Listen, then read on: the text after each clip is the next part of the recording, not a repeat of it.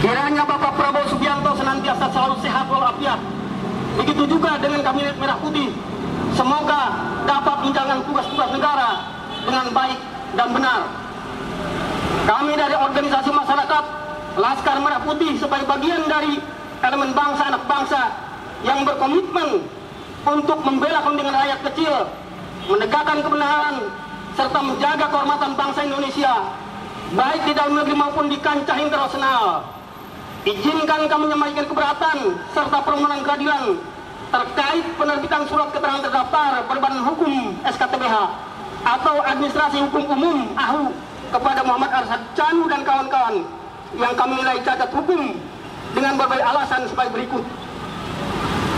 Yang pertama, pelanggaran terang-terangan Undang-Undang Ormas Nomor 17 Tahun 2013.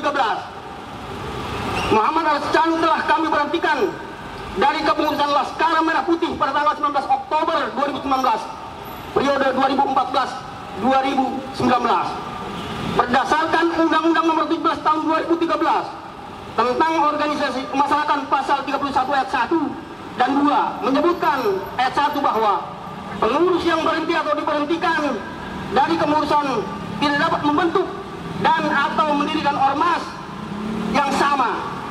Lebih lanjut ayat 2 menyebutkan dalam hal pengurus yang berhenti atau diberhentikan sebagaimana dimaksud ayat 1 tidak dapat membentuk kepengurusan dan atau mendirikan ormas yang sama. Keberadaan kepengurusan dan ormas tersebut tidak diakui oleh undang-undang. Yang kedua, proses pemilihan kepengurusan yang tidak sah sesuai dengan pasal 29 ayat 1 dan 2 Undang-Undang Nomor 17 Tahun 2013 tentang ormas. Kepengurusan di setiap tingkatan harus dipilih secara musyawarah dan mufakat, serta paling sedikit terdiri dari seorang ketua, sekretaris, dan bendahara. Namun perubahan kepengurusan yang dilakukan oleh pihak Arsyad Chanu tidak memenuhi ketentuan ini sehingga cacat prosedural. Yang ketiga, ketidaksempurnaan dalam perubahan akta pendirian. Perubahan akta pendirian Ormas Laskar Merah Putih pada tanggal 13 Januari 2025 dilakukan tanpa quorum yang sah. Dari 12 orang dewan pendiri hanya 4 orang dari pihak mereka yang terlibat. Sementara kami yang memiliki suara mayoritas tidak diikut sertakan. Lebih mencurigakan lagi, surat keterangan terdaftar berbadan hukum atau SKTBH atau Administrasi Hukum (AHU) diterbitkan hanya berselang 1 hari, yaitu pada tanggal 14 Januari 2025 tanpa adanya musyawarah dan mufakat sebagaimana diatur dalam pasal 29 Undang-Undang Ormas. Oleh karena itu kami menduga adanya campur tangan oknum di Kementerian Hukum dan HAM dalam proses ini.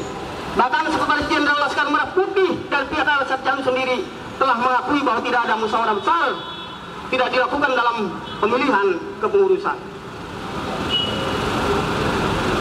Yang keempat, sengketa kepengurusan, bahwa masa jabatan kepengurusan sekali dalam 5 tahun.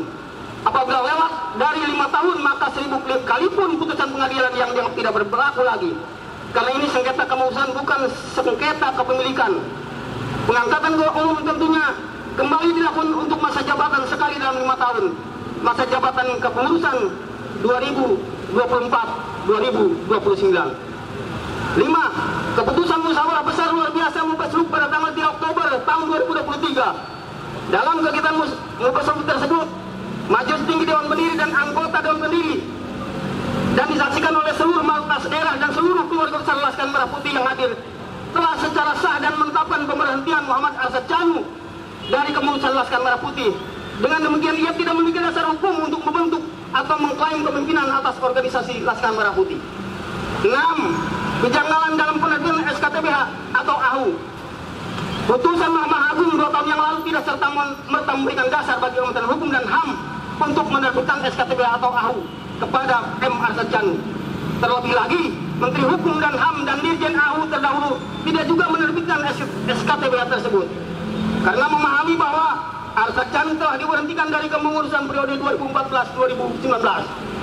Kami menduga bahwa penerbitan SKTBH ini dilakukan secara terburu-buru dan disinyalir ada tangan politik atau faktor eksternal lainnya, atau mungkin adanya aksi demo kami terkait PIK 2 atau pagar laut yang saat ini sedang viral. Dengan mempertimbangkan fakta-fakta di atas, kami memohon kepada Bapak Presiden Republik Indonesia sebagai pemimpin tertinggi bangsa ini untuk satu, mendesak kepada Presiden RI untuk mencopot Menteri Hukum dan HAM serta Dirjen AU yang telah menunjukkan keterobohan dalam menerbitkan SKTBH atau AU kepada pihak yang tidak sah. Dua, meninjau ulang dan membatalkan SKTBH dan AU yang telah diterbitkan kepada M. Arsyad Djanu guna menjunjung tinggi supremasi hukum dan keadilan. Tiga, memastikan netralitas dan profesionalisme Kementerian Hukum dalam menangani permasalahan organisasi kemasyarakatan agar tidak terjadi penyalahgunaan atau kekuasaan yang dapat menimbulkan kerugian bagi masyarakat. Demikian surat terbuka ini kami sampaikan dengan penuh harapan akan adanya keadilan dan tindakan nyata dari Presiden. Kami percaya bahwa di bawah kepemimpinan Bapak Prabowo Subianto, Indonesia akan tetap menjadi negara hukum yang menjunjung tinggi keadilan dan kebenaran. Jakarta, 13 Februari 2025. Hormat kami Badan Pengurus Markas Besar Laskar Merah Putih, Haji Adema Erbil Manurung Esa Ketua Umum ditandatangani dan Neneng A. Tuti Esa Sekretaris Jenderal ditandatangani. Demikian orasi singkat dari saya serta pembacaan surat terbuka untuk Presiden Prabowo kami sampaikan. Terima kasih. Wassalamualaikum warahmatullahi wabarakatuh.